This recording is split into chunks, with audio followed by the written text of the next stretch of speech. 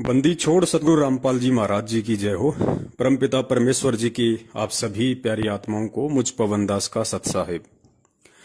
भाई और बहनों, दो छोटे छोटे पॉइंट हैं जो दास के पास में आए थे मधु बहन और कजोड़ भगत जी की मार्फत, तो थोड़ा उनको क्लियर कर देता हूं। सबसे पहले तो मधु बहन के पास में बहुत सारे ऐसे फोन आए हमारी माता और बहनों के, जो ये कह रही थी कि भाई जैसे पवन भगत जी ने सोना पहनने के लिए मना किया है, तो हम पहने या ना पहने, या थोड़ा बहुत पहन सकते हैं क्या, नाक में थोड़ा बहुत पहन लें क्या, पैरों में थोड़ा बहुत पहन ले क्या, क्योंकि हमारे परिवार वाले विरोध करते हैं, समाज में लोग कहते हैं तुम्हें क्या हो गया। बहुत सारे उन्होंने रीजन बताए। तो सबसे पहले तो उन सभी माता और बहनों से मेरी हाथ जोड़ के ये गुजारिश है, ये प्रार्थना है कि जब आप लाइव प्रोग्राम देखती हैं या मुझदास को जब परमात्मा निमित्त बनाते हैं कोई भी ऑडियो वीडियो या संदेशा देने के लिए, तो आप उसको ध्यान से सुना कीजिए। हर बार मेरी यही प्रार्थना होती है कि दास केवल निमित्त मात्र है, दास के केवल जिव्या काम करती है, बाकी शब्द, ज्ञान, प्रेरणा सब कुछ परमपिता परमेश्वर सतगुरु रामपाल जी महाराज जी का होता है। तो मैंने कभी किसी को नहीं कहा और ना मैं कभी किसी को कहूंगा कि आप सोना पहनो या ना पहनो। गुरुदेव का जो विधान है, गुरुदेव का जो सत्संग रूपी आदेश है, भक्ति मार्ग में क्या सही है क्या गलत है, जो गुरुदेव ऑलरेडी बता चुके हैं, दास केवल उन्हीं विषय के ऊपर आप जी को आगाह करता है। इसके अलावा मेरा मनमाना आचरण बिल्कुल नहीं होता है। अगर आपको गुरु जी का ज्ञान समझ में आ गया है, ये मार्ग समझ में आ गया है, वास्तव में आप अपने आत्म कल्याण के लिए भक्ति कर रहे हैं, तो फिर आपने इन सभी चीजों को फॉलो करना पड़ेगा। फिर चाहे समाज हो, चाहे रिश्तेदार हो, या फिर चाहे घर में किसी प्रकार की कोई दिक्कत हो, कोई आपत्ति हो, उनका समाधान भी आपने अपनी परिस्थितियों के अनुसार स्वयं ही खोजना पड़ेगा। लेकिन यहां यह कहना कि पवन भगत जी ने कहा है, तो पुण्यात्माओं, अगर दास आपको कह दे कि ठीक है भाई आप पहन लो, नाक में पहन सकती हो, और आप पहनना शुरू कर दोगे, तो फिर गुरुजी के ज्ञान को सुनने का आपका मतलब रह क्या जाएगा? फिर गुरुजी का भक्ति मार्ग में महत्व रह क्या जाएगा? फिर तो वही बात हो गई कि आसमान से गिरे और खजूर पे अटके। पहले सतलोक आश्रम मैनेजमेंट हरियाणा अपनी मनमानी, अपने तानाशाही आदेश, अपने झूठे फरमान आप लोगों पे जबरदस्ती थोप रहा था, और वो यही चाहता था कि संगत हमारी गुलाम बन के रहे। संगत गुरु की दास नहीं बल्कि हमारी गुलाम बन के रहे। अब धीरे धीरे परमपिता परमेश्वर जी ने दास को सद्बुद्धि देके, दास के अंदर ये प्रेरणा करके आप जियों को बहुत ही अच्छे तरीके से गुरु जी के सत्संगों को आधार बना के समझाने का प्रयास किया है। तो ये तो आपके समझ में आ जानी चाहिए थी ये बातें। फिर भी समझ में नहीं आ रही है तो भाई देखिए, पवन दास किसी को अपना दास या गुलाम नहीं बना सकता, ना मुझे किसी को अपना दास और गुलाम बनाने की आवश्यकता, क्योंकि मैं तो खुद एक दास और गुलाम की भूमिका में हूं। मुझे नरक का भागी नहीं बनना है, मुझे पाप का भागी एक व्यक्ति को भी अपने पीछे लगा के नहीं बनना है। और गलती से यदि कोई दास को कोई बहुत बड़ा मानता है या दास को एक विशेष नजरों से देखता है, तो ये उस व्यक्ति की महामूर्खता होगी। दास चाहे कितना ही अच्छा आपको गुरुजी का दिया हुआ ज्ञान विश्लेषण करके बता दे, ये मेरे पिछले भक्ति संस्कार और वर्तमान में गुरुजी का आशीर्वाद है कि मैं ऐसा कर पा रहा हूं। मेरा इसमें रति भर भी कोई सहयोग नहीं है। मैं तो दो कोड़ी का जीव हूं, गधे का गधा, कुत्ते का कुत्ता। अल्लाह मेहरबान तो ये पवन गधा पहलवान। तो पुण्यात्माओं, यदि आप पहले मैनेजमेंट की गुलामी में थे, आप निर्णय नहीं कर पा रहे थे क्या सही है क्या गलत है, वो आपको बंदर की तरह नंगा नाच नचा रहा था। अब दास के माध्यम से आपको परमात्मा ने उनके जाल से बाहर निकाला है। अब आप फिर यहां पे बंदर बनने का प्रयास कर रहे हैं, तो ये कोई अच्छी बात तो है नहीं। तो ये आप लोगों ने थोड़ा इन बातों पे विचार करना पड़ेगा। मैं कभी किसी को नहीं कहता, मैं केवल गुरुजी के ज्ञान को आधार बना के और आप लोगों को साथ साथ में ढेरों सबूत और गुरुजी के वीडियो रूपी प्रमाण भी दिखाता हूं, ताकि कोई ये ना सोच ले अपने मन में कि पवनदास अपनी तरफ से कह रहा है। मेरी तरफ से आपको एक शब्द भी नहीं मिलेगा, क्योंकि मैं तो खुद एक भगत हूं भाई, मुझे तो खुद भक्ति करके यहां से अपना पीछा छुड़वाना है। तो जो माता बहनें हैं वो थोड़ा सा ध्यान दें इन सब बातों पे। अब हम कोई छोटे मोटे बच्चे नहीं हैं, परमात्मा ने हमारे को कितना अच्छा, कितना अनमोल ज्ञान दे दिया है। ये तो हमें गुरुजी के सत्संगों से ही समझ जाना चाहिए था। पवनदास जैसे कुत्तों की तो जरूरत ही नहीं पड़नी चाहिए थी, लेकिन चलो कोई बात नहीं, इस काल ने हमारे को बहुत तरह से फंसा रखा है, दबा रखा है। और ये परमात्मा के ही खेल होते हैं कि परमात्मा किस विधि से अपने बच्चों को समझाते हैं, उन तक संदेशा पहुंचवाते हैं। तो आपने अंत में गुरुजी के ज्ञान को आधार बना के और गुरुजी के सत्संग रूपी आदेशों को ही फॉलो करना पड़ेगा। जब गुरुजी ने स्पष्ट रूप से उन सत्संगों में कह दिया कि ये सोना तो ऐसी बेकार वस्तु है, इसको ना तो घर में रखना चाहिए ना इसको पहनना चाहिए, अब इससे ज्यादा कोई शब्द किसी के पास बोलने के लिए होने नहीं चाहिए, कोई बहाना किसी के पास होना ही नहीं चाहिए कि मैं नाक में पहन लूं क्या, मैं गले में पहन लूं क्या, मैं एक अंगूठी पहन लूं क्या। फिर तो ये अपनी ज्ञान की कमजोरी है। फिर ना यहां पवनदास की कमजोरी है, ना यहां पूज्य गुरुदेव जी के सत्संगों की कोई कमजोरी है, ये फिर आपके अपने संस्कारों की कमजोरी है, जो आपने खुद ही परमपिता परमेश्वर को दंडवत प्रणाम करके उनसे प्रार्थना करके कि परमात्मा सद्बुद्धि दो, ज्ञान योग दो, परमपिता परमेश्वर इन चीजों को समझने की जो है हमारे को आप जी बुद्धि दीजिए। फिर ये गुरु जी से ही प्रार्थना करने की आवश्यकता है। उसके बाद में कजोड़ भगत जी का दास के पास में कॉल आया, क्योंकि बहुत सारे भगत भाई बहन ऐसे हैं जो अपना ज्योति हवन के लिए अकाउंट में पैसा डालने के बाद भी वो फोन करते हैं बार बार कि भगत जी आया कि नहीं आया, एक बार जरा चेक करना पहुंचा कि नहीं पहुंचा। जबकि ये सारी बातें दास ने पहले ही लाइव प्रोग्राम में क्लियर कर दी थी कि भाई जो अकाउंट नंबर है वो बिल्कुल सही है, यदि आपने उधर से डाल दिया है तो वो खाते में ही आएगा, और आप इसके लिए बिल्कुल भी जो है फोन ना करें, परेशान ना करें। क्योंकि देखो पुण्यात्माओं, अगर हमने भी सतलोक आश्रम मैनेजमेंट हरियाणा वालों की तरह ही करना होता कि हम संगत के ऊपर ठेकेदार बन जाएं, संगत का जो दान आ रहा है उस दान से हम अपना घर चलाएं, अपने बच्चे पालें, मकान किराया भरें, सारे काम हम दान से करें, तो फिर तो कोई मतलब ही नहीं रह जाएगा सतसेवकों और सतलोक आश्रम मैनेजमेंट हरियाणा में, फिर कोई डिफरेंस ही नहीं रह जाएगा, फिर तो वो ही ठीक थे पहले। तो देखिए, सबसे पहले तो हम लोगों ने इस भक्ति मार्ग पे टिके रहने के लिए, गुरु जी का कृपा पात्र बने रहने के लिए, हमने अपने हक हलाल की कमाई से रोजी रोटी खानी है। तो सर्वप्रथम तो हम जितने भी सत्सेवक हैं जिनको परमात्मा ने निमित्त बना रखा है, हम अपने हक हलाल की, हम अपनी मेहनत की कमाई से अपना घर चलाते हैं। तो 8-10 घंटे हमने भी अपनी रोजी रोटी को मार्केट में समय देना पड़ता है। कजोड़ भगत जी हैं, वो पिछले 18-20 साल से जो है, जो बिस्लरी जो कंपनी है जो पानी की, वो उसमें जॉब करते हैं। उनकी अच्छी खासी उनकी सैलरी है परमात्मा की दया से, और वो तो अभी लगभग 3 साल पहले ही परमात्मा से जुड़े हैं इन फर्जी नामदान केंद्रों से, जयपुर से। और जैसे ही उन्हें सच्चाई का पता चला, वो बिल्कुल एक तरफा होके चल दिए। तो जो कजोड़ भगत जी हैं, देखो वो कम से कम 10-12 घंटे अपना उस कंपनी को देते हैं अपनी रोजी रोटी के लिए। और कजोड़ भगत जी के बारे में शायद आप में से बहुत सारे भगत भाई बहन जानते नहीं हैं, क्योंकि वो जयपुर से हैं, मैं भी जयपुर से हूं। मैं बहुत अच्छी तरह मैं उनके फैमिली बैकग्राउंड से परिचित हूं। कजोड़ भगत जी पूरी तरह से परमपिता परमेश्वर जी को डिवोट हैं। पहले वो ऐसी लाइन में थे कि वो थानेदार को भी थाने में जाके थप्पड़ मार देते थे। उन्होंने थाने में जाके थानेदार को भी थप्पड़ मारा है, और थानेदार की इतनी हिम्मत नहीं थी कि सामने से उनको कुछ बोल दे, क्योंकि पीछे राजनेताओं का सपोर्ट था। लेकिन जैसे ही उनको इस परमपिता परमेश्वर का मालूम पड़ा, ज्ञान से जुड़े, उन्होंने सबसे रिलेशन तोड़ दिए। क्योंकि परमेश्वर कहते हैं ज्ञान का और घाम का, ज्ञान होता है यह तत्व ज्ञान, और घाम कहते हैं राजस्थान और हरियाणा में धूप को। तो परमात्मा ने कहा कि ज्ञान का और घाम का चमका सा ही होता है, समझदार को संकेत ही काफी होता है। एक के चोट सिधारिया जिन्हें गुरु मिलन दियास, जिनको परमात्मा की प्यास होती है ना, वो एक ही चोट में समझ जाते हैं। तो आप में से बहुत सारे भगत भाई बहन नहीं जानते हैं कजोड़ जी के बारे में।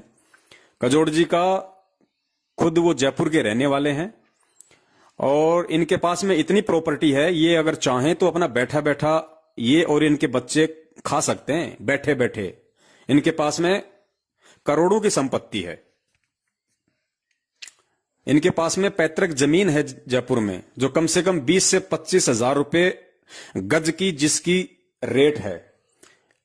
लेकिन आप उस आत्मा को देखिए, वो पिछले 2-2.5 साल से, क्योंकि वो बिल्कुल दृढ़ता के साथ में अपनी भक्ति पे लगे, तो जाहिर सी बात है काल भगवान तो अपने एजेंट हर जगह रखता है। उनके तीनों भाई, उनके माता पिता उनके विरोध में हो गए। कुछ दिन तो वो घर पे रहे, लेकिन जब बात हद से ज्यादा ऊपर हो गई तो कजोड़ भगत जी ने अपने बाल बच्चों समेत उनको छोड़ दिया। और जिनका खुद का जयपुर में, जिनकी करोड़ों की संपत्ति है और अपने भाइयों में सबसे बड़े हैं, उस संपत्ति को ठोकर मार के आज वो 3,000 रुपए मकान किराए में रह रहे हैं। जो लोहे की जो ये चदरें होती है ना, और जयपुर में कितनी गर्मी पड़ती है, वो उस मकान में रह रहे हैं, अपनी जॉब कर रहे हैं।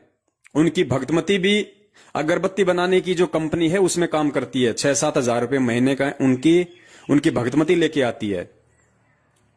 18-20 हजार रुपए कजोड़ भगत जी को मिलते हैं। तो भाई ये जो सत्सेवक हैं, ये अपने हक हलाल की खाने वाले हैं। तो बहुत सारे भगत भाई बहनों के उनके पास फोन आते हैं, भगत जी आया कि नहीं आया, भगत जी चेक करो। तो मैं ये नहीं कहता कि वो भगत भाई बहन जो पैसा डाल रहे हैं वो कोई शंका कर रहे हैं, नहीं। लेकिन पुण्यात्माओं, ये भक्ति विश्वास की है। 7 साल से परमात्मा ने हमारे को जिस कसौटी के ऊपर परखा है, वो इसीलिए परखा था कि संगत इतना विश्वास करे कि हाँ भाई, इस मार्ग में कहीं न कहीं ठहराव है, कहीं न कहीं तो विश्वास भी है। तो अगर हम उनको बार बार परेशान करेंगे इस तरीके से, तो भगत जी वो कैसे अपना काम कर पाएंगे। तो थोड़ा सा मेरा हाथ जोड़ के निवेदन है उन सभी भाई बहनों से जो ज्योति के लिए पैसा डाल रहे हैं अपना। देखो, सर्वप्रथम तो हम आज भी आपको यही कहेंगे कि आप संघर्ष कीजिए, आप कोशिश कीजिए कि आप अपने घर पे जला पाएं। और जो बिल्कुल भी नहीं जला पा रहा, केवल वही भाई ज्योति हवन के लिए, घी के लिए पैसा उस अकाउंट में डालें, अन्यथा ना डालें। और पिछले सप्ताह से लेके अब तक तकरीबन 40 से 50 हजार रुपए खाली ज्योति का आ चुका है। घी के लिए 40 से 50 हजार रुपए भगत जी के अकाउंट में आ चुके हैं। और परमात्मा ने पिछले 4-5 दिनों से ज्योतियां भी शुरू करवा दी। और यकीन मानना पुण्यात्माओं, सत भक्ति है। आपके घी की एक एक बूंद आपके हवन में जाएगी। तो थोड़ा सा बस हमारा निवेदन यह है पुण्यात्माओं कि आप जो है फोन ना करें ज्यादा। देखो, कोई विशेष काम हो जब तो आदमी फोन करे। अब इन छोटी छोटी बातों के लिए हमने कॉल बिल्कुल भी नहीं करना है। आप जी डाल दीजिए, खाते में ही जाएगा और कहीं नहीं जाएगा। आपने डाल दिया और किसी कारण से नहीं गया तो भी आपको ज्योति का आपका लाभ मिलेगा, क्योंकि आपने ज्योति के लिए डाला था। तो बहुत सारी बातें हैं, आज हमने इन बातों पे विचार करना पड़ेगा। परमेश्वर ने हमें इतना बुद्धिमान बना दिया है, अब हमने एक दूसरे के ऊपर विश्वास भी करना पड़ेगा। और एक दूसरे की जो मजबूरियां हैं सांसारिक जीवन की, अपनी रोजी रोटी के लिए जो संघर्ष करते हैं, उसके लिए भी हमने थोड़ा सा उनको समय देना पड़ेगा, हमने थोड़ा सा समझना पड़ेगा। बाकी तो हमें पता है पुण्यात्माओं, परमेश्वर ने तो हमारी ड्यूटी ही यही लगा रखी है कि भैया दिन में चाहे 50 फोन आए तो 50 के जवाब दो। अब जैसे 7 साल से हम इन फर्जी नामदान केंद्रों के खिलाफ ऑडियो वीडियो बना रहे हैं, हजारों की संख्या में वीडियो बन गए, उसके बाद भी यही फोन आते हैं कि भगत जी आपकी वीडियो देखे, सब समझ में आ गया। अब भगत जी ये बताओ कि मैंने प्रथम नाम वहां से ले लिया, अब सतनाम लूं या नहीं लूं। भगत जी मुझे सतनाम मिल गया, मैं उसका जाप करूं ना करूं। अरे भाई, फिर आपने क्या वीडियो देखे, फिर आपने क्या वीडियो देख के हमें फोन किया। हम यही तो सारी बातें उनमें बताते हैं कि आपने क्या करना है, लेकिन उसके बावजूद भी वो यही सवाल करते हैं। तो हम उनसे नाराज नहीं होते, क्योंकि हमें पता है कि परमात्मा ने हमें इसी संघर्ष के लिए हमारे को चुना है, यही सेवा दी है हमें परमात्मा ने। जिस प्रकार हमारे बाप को हर सत्संग में बार बार सृष्टि रचना बतानी पड़ती थी, बार बार बतानी पड़ती थी, क्योंकि जीव के इतनी जल्दी समझ में नहीं आती है। तो हमारी ड्यूटी है, फिर भी हम लोगों को 20-25 मिनट का टाइम निकाल के उनको वही बातें हम फिर से रिपीट करते हैं।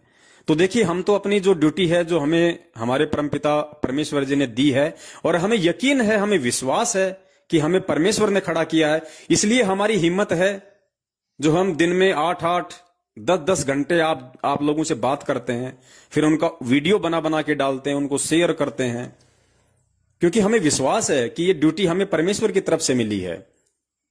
तो पुण्यात्माओं, हमारे भी समय की थोड़ी बचत हो और आप लोग भी थोड़ा विश्वासी बनो, एक दूसरे को समझने का प्रयास करो, तो कहीं कोई गफलतबाजी नहीं होगी। ये तो अपने दिलो दिमाग से निकाल देना। और ऐसे ही ठीक है, होता भी है, सभी लोगों के एक बार में समझ में नहीं आ जाती है, क्योंकि जब उस परमपिता परमेश्वर के इतने अच्छे तरीके से किए गए 27 साल वाले सत्संग समझ में नहीं आए, तो हम सत्सेवकों के थोड़े दिनों का जो ये प्रयास है, संघर्ष है, इतना जल्दी कैसे समझ में आ सकता है। लेकिन फिर भी आएगा। हमें कोशिश करती रहनी है, हमें समझाने की और आप सभी भाई बहनों ने समझने की। तो इस तरीके से है ना, आप सभी थोड़ा प्यार प्रेम से और एक दूसरे की भावनाओं को समझिए, एक दूसरे की अपनी घरेलू परिस्थितियों को समझिए, और हमें इस तरीके से पुण्यात्माओं इस मार्ग पे हमें चलना है। तो आप बिल्कुल निश्चिंत रहिए, आपका पैसा आपके खाते में ही आएगा। और अभी 1-2 दिन में कोई दूसरा खाता जो है भगत जी खुलवा रहे हैं, क्योंकि जिस खाते में आप जी ने जो पैसा डाला है भाइयों ने बहनों ने, वो उनका सैलरी अकाउंट है। इसलिए अब भगत जी एक दूसरा खाता खुलवा रहे हैं, उसमें केवल ज्योति का ही आएगा पैसा। तो अभी फिलहाल जो भगत भाई बहन ये ऑडियो सुन रहे हैं, अभी वो ज्योति का पैसा उस खाते में फिलहाल बिल्कुल भी ना डालें। अभी आप कुछ दिन आप रुक जाइए, उसके बाद में जैसे हम लाइव आएंगे एक नया खाता नंबर आपको देंगे, आपने केवल उसके बाद उसी खाते में आपने आगे से पैसा डालना है। और बाकी जो आपका जो दान का पैसा था, आपका जो 10वें अंश का पैसा था, वो तकरीबन 8 से 10 लाख रुपए के आसपास हमारे पास में आ चुकी हैं। उसकी एंट्री 8 से 10 लाख रुपए की एंट्री हमारे पास में आ चुकी है। तो हर एक चीज का पूरा हिसाब रहेगा, कहीं कोई दिक्कत नहीं है। ये सत का मार्ग है पुण्यात्माओं। बहुत लूट खसोट हो चुकी है इस मार्ग में, लेकिन अब आगे नहीं होगी। अब परमेश्वर ने अपने वो सत्सेवक खड़े कर दिए जो खुद तो भूखे सो सकते हैं, लेकिन उस परमेश्वर के बच्चों के दान का 1 रुपया भी नहीं खा सकते। उनके लिए जहर होगा, जहर। तब वो सेवादार, अब वही सेना बनेगी। परमेश्वर के ऐसे ही बच्चे आगे अब होंगे तैयार, जो विश्वासी होंगे, जो बिल्कुल दृढ़ होंगे, और उन्हीं से फिर परमात्मा का ये मार्ग चलेगा आगे। आज से पहले ये जितने भी लोग थे मैनेजमेंट वाले, ये तो कूड़ा करकट था, गंदगी थी, जिससे खुद वो परमात्मा दुखी था आश्रम में। बरवाला कांड के बाद में कितना परमात्मा ने मजबूरन देश दुनिया के सामने बोलना पड़ा कि आश्रम में गंदे काम होते थे, लेकिन मैंने नहीं किए, ये सेवादार और समिति वालों ने किए। सीधे स्टेटमेंट आ रहे हैं उस परमपिता परमेश्वर जी के। ये राष्ट्रीय समाज सेवा समिति मेरी नहीं है, मैंने कोई गुंडे नहीं बनाए, मुझे भी आश्रम में रोक के रखा हुआ था। खुद उस परमात्मा को मजबूरन सारी बातें बोलनी पड़ी। तो ये कितनी बड़ी गंदगी आश्रम में जमा हो चुकी थी, और इस मार्ग को अगर आगे साफ सुथरे तरीके से चलाना, तो परमात्मा ने इस गंदगी को सार्वजनिक करना जरूरी था, ताकि इसकी बदबू से पूरा भगत समाज सावधान हो जाए और इनसे बच के चले। और उसी की ये प्रोसीजर चल रही है। अब इस गंदगी में से ही उस परमात्मा ने कुछ अपने हीरे मोतीलाल साइड में किए हैं, जो सत्सेवकों के रूप में हैं। तो अब आपको धोखा नहीं मिलेगा, अब आपको किसी भी प्रकार का जो है जालसाजी नहीं मिलेगी। जिन्होंने करनी थी उन्होंने कर ली। सतलोक आश्रम मैनेजमेंट हरियाणा ने कर ली, आपके कोऑर्डिनेटर नामदान संचालकों ने कर ली, गुरुजी के रिश्तेदार और बेटा बेटी और परिवार वालों ने कर ली। संजय जो हिमाचल में गुरुद्रोही बन के बैठा हुआ है, उसने कर ली। अरे उसको तो किसी ने नानक की आत्मा बोला भी नहीं, वो तो खुद नानक बन के अपने आप को प्रमोट करने में लगा हुआ था। दास के पास तो कितने फोन आते हैं भगत भाई बहनों के, भगत जी आप काग भूषण की आत्मा हो, भगत जी आप तो वो आत्मा हो, आप तो वो आत्मा हो। दास सुनता है और फिर उनको समझ आता है कि भगत जी क्या फायदा उस आत्मा का। अगर मैं काग भूषण की आत्मा हूं तो क्या फायदा, अगर इतनी अच्छी वो आत्मा होती तो पहले ना पार हो जाती, आज क्यों धक्के खा रही है। आज अगर मैं काग भूषण तो आज मैं क्यों धक्के खा रहा हूं इस नरक लोक में। इतना ही अच्छा होता मैं जो आप मेरी महिमा गा रहे हैं, गुणगान कर रहे हैं कि आप तो काकभूषण की आत्मा हो सकती हो। तो अगर वो काकभूषण की आत्मा अगर इतनी अच्छी होती तो आज क्यों इस नरकलोक में धक्के खा रही है?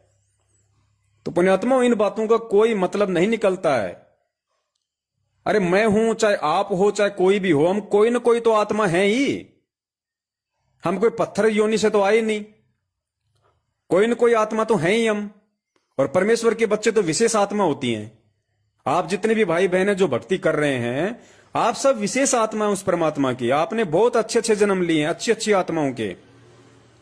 जब परमात्मा ने यहां तक कह दिया कि आपको पता नहीं कितनी बार इसने ब्रह्मा विष्णु महेश बना दिया, तो हम तो ब्रह्मा विष्णु महेश की भी आत्मा रह चुके हैं सभी भाई बहन। फिर काकभूषण कौन सी बड़ी चीज हो गई? तो पुण्यात्माओं, इन धारणाओं को अब हमने दिलो दिमाग से परमेश्वर के ज्ञान को आधार बना के मिटाना पड़ेगा। यहां आत्मा वात्मा का कोई महत्व नहीं है। ये फालतू के ढकोसले हैं, चौंचले हैं, ये इनका कोई औचित्य नहीं है हमारा वर्तमान के जीवन में। वर्तमान में पवनदास जो आत्मा है वो अपना आत्म कल्याण करवा सकती है, मर्यादा में रह के भक्ति करके। आप जी, जो भी आपका नाम है, आप वर्तमान में अब आपको सोचना है कि वर्तमान में मुझे महान आत्मा बनना है, वर्तमान में मुझे मर्यादित भक्ति करके मेरा पीछा छुटवाना है, तो फायदा है। वरना क्या फायदा पुण्यात्माओं इन आत्माओं के चक्कर में पड़ने का? तो दास की विनती है, अब बहुत समय हो गया है। गुरुजी ने देखो समझाते समझाते परमात्मा कितनी बार सत्संगों में रोने लग जाते हैं हमारी मूर्खता और अज्ञानता को देख के। गुरुजी कहते हैं मैं समझाऊं 100 बार और कोई तुम्हें एक बार भी इधर उधर की बोल देता, तुम वहीं उसके पीछे हो लेते हो। तो ऐसे फिर बाप क्या करता है? दुखी होता है। अब बताओ, जो परमात्मा सत्संग करते करते संगत के सामने कई बार रोने लग जाता है, वो सोचो हमारी मूर्खता पे अकेले में कितना रोता होगा। तो पुण्यात्माओं के आज भी हम अपने बाप को इसी तरीके से खून के आंसू रुलाएंगे? आज तो कम से कम उन्होंने हमारे से ये उम्मीद की है कि मेरे बच्चे आज बिजली पीढ़ी में आ गए, मेरे बच्चों को मैंने शिक्षा दे दी, मेरे बच्चों को मैंने सारे सबूत और ये प्रमाण दिखा दिए। कम से कम आज तो वो डगमग ना हो कि भाई काल तुम्हें किस प्रकार से ठगेगा। और पहले के सारे एग्जाम्पल दे दिए कि काल हमेशा परमात्मा के आसपास ही अपने एजेंट भेजता है, लेकिन परमात्मा उनको अपना जान के उनको पालता है, उनकी परवरिश करता है, ताकि ये समझ जाएं या जितने दिन मेरे साथ रह के भक्ति करें कम से कम उतने तो इनके अच्छे कर्म बने। जबकि मालिक को तो 650 साल पहले ही पता था कि मैं जिस कमाल को मुर्दे से जिंदा कर रहा हूं, ये मेरे मार्ग में सबसे बड़ा रोड़ा बनेगा, ये गुरुद्रोही बनेगा, मेरी आत्माओं को तोड़ेगा। उसके बाद भी सब कुछ जानते हुए उस अंतर्यामी मालिक ने उसको जिंदा किया, सीने से लगाया, अपने बेटे की तरह उसको पाला, बड़ा किया, शिक्षा दीक्षा दी, और आगे चल के वो गुरुद्रोही हो गया। धर्मदास जी के परिवार में उस काल भगवान ने उसके पुत्र नारायण दास को मृत्यु अंध नाम का काल का दूत बना के भेज दिया, इसी मालिक के मार्ग को अवरुद्ध करने के लिए। गरीबदास जी महाराज जी की नहीं सुनी उनके परिवार वालों ने, नानक जी की नहीं सुनी उनके परिवार वालों ने, और ऐसे ही आज जब वो परमात्मा खुद संत रामपाल जी महाराज जी के चोले में आया तो काल ने उनके भाई के रूप में, बेटा बेटी के रूप में, रिश्तेदारों के रूप में आज तो अपने सैकड़ों एजेंट उनके चारों तरफ भेज रखे हैं। जैसे गाय और भैंस के जो चीचड़ होते हैं ना, चीचड़ जो उसका खून पीते हैं, जो उसके थनों से चिपके रहते हैं, तो इस प्रकार ये जो गुरुजी के बेटा बेटी रिश्तेदार हैं, ये चीचड़ हैं, चीचड़। और गुरुजी ने कई बार, आपने शायद वो सत्संग नहीं सुने परमात्मा के, कई बार जिक्र किया परमात्मा ने। मालिक ने कहा कि पुण्यात्माओं, जो हजारों किलोमीटर से, सैकड़ों किलोमीटर से जो मेरे बच्चे यहां आते हैं वो मेरा सत्संग रूपी दूध पीते हैं, और जो 24 घंटे जो यहां रहते हैं वो चीचड़ हैं, वो मेरा खून पीते हैं। ये सारी बातें बोली हुई हैं परमात्मा ने, लेकिन वो सत्संग इन्होंने अपलोड नहीं कर रखे। अब देखिए आप, 27 साल बाद इन लोगों ने 2000 और 2001 के सत्संग अभी 10-15 दिन पहले अपनी वेबसाइट पे डाले इन लोगों ने, मैनेजमेंट वालों ने। 2001 के और 2000 और 2002 के जो सत्संग है इन्होंने आज डाले इतने वर्षों बाद। तो जो सत्संग थे जो इस प्रकार के, जिसमें परमात्मा ने खुल के इशारा किया हुआ है इन लोगों के विषय में संगत को समझाने के लिए, वो सत्संग इन्होंने डाले नहीं। अब गुरुजी थोड़ा ना कोई बैठ के कोई सत्संग डालेंगे यूट्यूब पे, ये तो इन लोगों का काम था ना, मैनेजमेंट वालों का। तो इन्होंने केवल वही सत्संग डाले जिनमें इनका बचाव हो रहा है। लेकिन पुण्यात्मा वास तो सर्वविदित है, इससे बड़ा दुनिया में कोई उदाहरण नहीं हो सकता, कोई सबूत नहीं हो सकता। यदि आप संत रामपाल जी महाराज जी को अपना बाप मानते हैं तो, और ये मानते हैं कि मेरा बाप दोगला नहीं है, मेरा बाप हमेशा एक तरफा बात बोलेगा और साध वचन पलटे नहीं, चाहे पलट जाए ब्रह्मांड। गुरुदेव ने मीडिया के सामने, पूरे दुनिया के सामने बरवाला कांड के बाद स्पष्ट कहा है कि राष्ट्रीय समाज सेवा समिति मेरी नहीं है, अर्थात सतलोक आश्रम मैनेजमेंट हरियाणा मेरा नहीं है। That's final. जो मेरे बाप का नहीं वो मेरा जिंदगी में नहीं हो सकता। और उनके पीछे लग के 7 साल से हम सब ने अपनी ऐसी तैसी करवाई। भक्ति धन से लूटे, पैसों से लूटे, इज्जत से लूटे, मर्यादाओं से लूटे, सतगुरु के आशीर्वाद से लूटे। बता दीजिए। और फिर पिछले 7 साल से इनकी वो धोती दुलवा दी परमात्मा ने, वीडियो बनवा बनवा के कि जिन्हें तुम सारनामी समझ रहे हो वो तो प्रथम नाम के भी लायक नहीं हैं। तो पुण्यात्माओं, जो मूर्ख बनना चाहता है या मूर्ख बने रहना चाहता है वो उसकी मर्जी, परमात्मा जबरदस्ती नहीं करता। लेकिन जो समझदार आत्माएं हैं उनको तो विचार करना चाहिए। और ये सत का मार्ग है पुण्यात्मा, इसमें झूठ पाखंड छल कपट ये ना हमारे बाप ने किया और ना हम सत्सेवकों ने किया, अनजाने में किया, उसके लिए हम क्षमा प्रार्थी हैं। जब से परमेश्वर ने हमारे को ये बुद्धि जो बख्शी है पिछले 6 वर्षों से बरवाला कांड के बाद, तब से लेके आज तक कोई एक पॉइंट इस संगत में ऐसा बता दे कि सत्सेवकों ने ये काम गलत किया है। भाई सत का मार्ग है। हमें सतवादी की अगर प्राप्ति करनी है, सतलोक की अगर प्राप्ति करनी है, तो हमने सत्य पे ही रहना पड़ेगा। सत्य को आधार बना के ही हमने भक्ति मार्ग पे आगे बढ़ना पड़ेगा। तो मेरी आप सभी माता और बहनों से निवेदन है कि आप ये ना समझे कि पवन दास ने कहा है सोना उतारने के लिए। ये तो आपके बाप ने बहुत समय पहले ही बोल दिया। आप माने या ना माने ये आपके अपने विवेक के ऊपर निर्भर करता है। मैंने तो आपको याद दिलाया है। और ज्योति हवन के लिए जो भाई बहन पैसा डाल रहे हैं उनसे मेरा निवेदन है वो डाल के बिल्कुल आश्वस्त रहें। उनको यहां धोखा नहीं मिलेगा जिंदगी में, अब नहीं मिलेगा धोखा, यहां नहीं मिलेगा। बाकी वहां तो धोखा ही धोखा है मैनेजमेंट वालों के पास तो, लेकिन यहां आपको धोखा नहीं मिलेगा। यहां पे अपने हक हलाल की खाने वाले हैं भाई। तो डाल के आप जी थोड़ा हमें भी समय दें भक्ति के लिए, काम धंधे के लिए। और डालने के बाद फिर ग्रुपों में या कहीं भी उसका स्क्रीनशॉट भेजना, या फिर जैसे आप कजोड़ भगत जी को डाल के स्क्रीनशॉट भेजते वो भी मत भेजो। कोई जरूरत नहीं है, बिल्कुल आवश्यकता नहीं है उस चीज की, मत भेजो। आप विश्वासी बनो परमेश्वर के प्रति और अपने भाई बहनों के प्रति, विश्वासी बनो पुण्यात्माओं।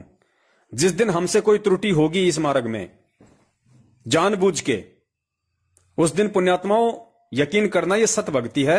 ऑटोमेटिक परमात्मा आप लोगों के अंदर प्रेरणा कर देगा कि अब इनसे दूर हट जाओ, ऑटोमेटिक कर देगा, क्योंकि ये सत भक्ति है भाई।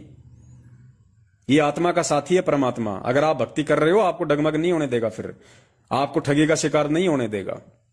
अब आज से पहले हम मैनेजमेंट के हाथों ठगी का शिकार हो रहे थे क्योंकि हम खुद ही मर्यादा में नहीं थे, हम खुद ही अपने गुरु को परमात्मा नहीं मान रहे थे। लेकिन जब आज हम इस ज्ञान आधार से गुरु को परमेश्वर और मर्यादाओं में चलेंगे तो परमात्मा कदम कदम पे हमारी रक्षा करेगा, हमको आगाह करेगा। तो निश्चिंत रहना पुण्यात्माओं, यहां आपको धोखा नहीं मिलेगा। अगर धोखा करना होता तो सन 2015 में इस पूरे विश्व में जो दूसरा नामदान केंद्र खुला था वो मुझ पवन दास के घर पे खुला था। ठगना होता तो मैं नामदान केंद्र नहीं छोड़ता, अपनी मर्जी से मैंने नामदान केंद्र छोड़ा है। वरना आज मैं भी स्कॉर्पियो में घूमता आप लोगों को ठग के। लेकिन नहीं भैया, ये गोबर नहीं खाना हमें परमेश्वर ने 56 भोग दे दिए भक्ति रूपी। ये माया रूपी गोबर नहीं खाना हमारे को। तो विश्वास रखो, हम सब के साथ परमात्मा है, हम सब गुरुदेव के नक्शे कदम पे चलने वाले हैं, हम सत्य के पुजारी हैं। और अब हमने अपने परमपिता परमेश्वर को किसी भी तरह से कोई भी नादानी करके दुखी नहीं करना, परेशान नहीं करना। बाकी साथ संगति से आप जी जुड़े रहिए, लाइव प्रोग्राम जो है आप उनसे जुड़े रहिए। और बहुत जल्दी ही परमपिता परमेश्वर के आशीर्वाद से हमारी एक वेबसाइट बनने जा रही है, हम उस पर भी सारे वीडियो अपलोड करेंगे बहुत ही अच्छे तरीके से। 4-5 भागों में हम वीडियो को डिवाइड करेंगे। और ध्यान रखना, 8 सितंबर को हमारे परमपिता परमेश्वर जी का जो पर्व है, जो सतगुरु प्रकट दिवस है, वो आ रहा है। हमने ये 24 जून को अब भूल के भी ये कबीर प्रकट दिवस नहीं मनाना। परमेश्वर कहते हैं छोड़ देने पछलियों की रीत सतगुरु तारेंगे। कबीर जी 650 साल पहले हुए थे भैया। आज वो कबीर संत रामपाल जी महाराज जी के रूप में है, तो हम 650 साल पहले की दुनिया में क्यों जाएं? जब हमारा मोक्ष, हमारा कल्याण हमारे गुरुदेव से होना है, तो भाई एक बात बताइए, हम कबीर प्रकट दिवस क्यों मनाएं? हम सतगुरु प्रकट दिवस मनाएंगे, संत रामपाल जी का प्रकट दिवस मनाएंगे। तो पुण्यात्माओं, बहुत गहराई से हमने बारीकी से, विश्वास के साथ, सोच समझ के, और ये प्रेम का मार्ग है। अब हम भाइयों को आपस में एक दूसरे के प्रति दया, प्रेम, विश्वास हो जाना चाहिए, क्योंकि अब धोखा नहीं मिलेगा। अब तो परमेश्वर के सतमार्ग के लिए निर्बाध रूप से आगे ये मार्ग चले, उसके लिए परमात्मा की सतसेवक सेना तैयार हो रही है, जो खुद भूखी रह जाएगी लेकिन दूसरों को भूखा नहीं देखेगी। तो यहां हमने बिल्कुल, अब वो समय है अंधविश्वास करने का, क्योंकि अब हमने परख लिया, जांच लिया हर तरीके से। क्योंकि जब 7 साल से वो परमात्मा ऐसी भिखारी वाली हालत में हमारे को सत्य के ऊपर टिका के रख सकता है, इतना संघर्ष इन सतलोक आश्रम मैनेजमेंट हरियाणा के सारनामी गुंडों के साथ में, ऐसी स्थिति में, दारिद्र वाली स्थिति में हमसे करवा सकता है।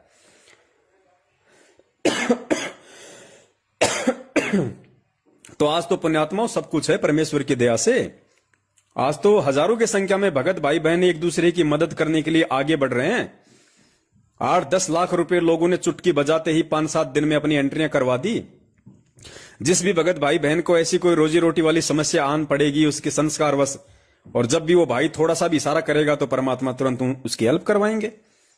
अभी कुछ दिन पहले एक भाई का मैसेज आया, बोले भगत जी मुझे सेवा करनी है, मुझे एक मोबाइल खरीदना है, थोड़ी मेरी मदद करो। तो दास ने उसको मना कर दिया कि भगत जी देखिए, हमने पहले ही बोल दिया था कि ये पैसा 10वें अंश का और दान का है। ये पैसा केवल उसी को जाएगा जो वास्तव में जरूरतमंद होगा। मोबाइल के लिए पैसा भगत जी नहीं मिलेगा, दास माफी चाहता है। कोई बात नहीं, सेवा के और भी बहुत सारे तरीके हैं। आप वैसे भी कोई आपके संपर्क में आए तो आप उसको भी समझा सकते हैं, मोबाइल ही कोई जरूरी नहीं है। और आपकी अगर सेवा करने की इच्छा मोबाइल से है तो परमात्मा कहीं ना कहीं से आपका वो भी इंतजाम जरूर करवा देगा। लेकिन ऐसे नहीं, फिर कोई कल को कहेगा भगत जी मैं जा जाके दूर दूर के भक्तों को समझाना चाहता हूं, मेरे पास मोटरसाइकिल नहीं है। तो ऐसा नहीं होता भाई। अब हमने गलतियां नहीं करनी। परमात्मा के बच्चों ने ज्ञान आधार से अगर हम कुछ एक सत्सेवकों पे विश्वास किया है, जिनको परमात्मा ने निमित्त बना के आगे खड़ा किया है, तो हम वो गलतियां नहीं कर सकते। अब हम उन भाई बहनों का पैसा नहीं मान रहे। ये पैसा परमपिता परमेश्वर जी का है, जिसका एक एक रुपया सदुपयोग होना चाहिए। नहीं तो रखा रहेगा उनके पास, कोई दिक्कत नहीं है। जब गुरुजी आएंगे तो गुरुजी के हाथ में चले जाएंगे। ज्योति का जितना पैसा अकाउंट में आ रहा है, जितनी हम जला पाएंगे उतनी हम जला देंगे। और जैसे गुरुजी आ गए तो उस अकाउंट में जितना भी पैसा होगा, 1 लाख, 2 लाख, 5 लाख, तुरंत परमपिता परमेश्वर के हाथों में। इसलिए अब आप जियों ने बहुत सोच समझ के और विश्वास करके आगे बढ़ना है। और समझिए एक दूसरे भाई बहन की परिस्थिति को। और बस दास इससे ज्यादा क्या कहे, आप जी समझदार हैं। सत साहिब, जय हो बंदी छोड़ के।